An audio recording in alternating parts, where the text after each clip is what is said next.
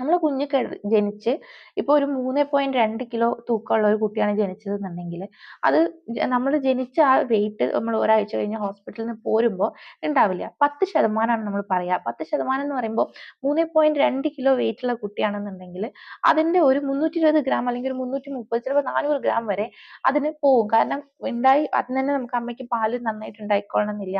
കുട്ടി പുതിയ അറ്റ്മോസ്ഫിയറിനോട് ടെമ്പറേച്ചറിനോടൊക്കെ അഡ്ജസ്റ്റ് ചെയ്യണത് കൊണ്ട് കുട്ടിന്റെ വെയിറ്റ് ഇത്തിരി കുറയുന്നതാണ്.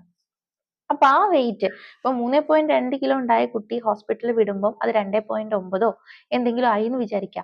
ആ വെയിറ്റ് തിരിച്ചു വരണമല്ലോ. ആ വെയിറ്റ് കുട്ടിക്ക് ഒരു 2 ആഴ്ച ജനിച്ച് 2 ആഴ്ച 3 ആഴ്ചയുടെ ഉള്ളിലെങ്കിലും തിരിച്ചു വരണം. ഇത് തിരിച്ചു വരുന്നവരെ നമ്മൾ എന്തായാലും 2 മണിക്കൂർ വിട്ട് കുഞ്ഞിന് പാല് കൊടുക്കണം. അപ്പൊ ഉറങ്ങാണ് കുട്ടി, ഉറങ്ങുന്ന കുട്ടീനെ 2 മണിക്കൂറിന് മേലെ കുട്ടി ഉറങ്ങിയെന്നുണ്ടെങ്കിൽ പരമാവധി ഒരു ദിവസം ഒരു 3 മണിക്കൂർ അറ്റ് എ സ്ട്രെച്ച് നമുക്ക് ഉറങ്ങാൻ സമ്മതിക്കാം. 3 മണിക്കൂറിന്റെ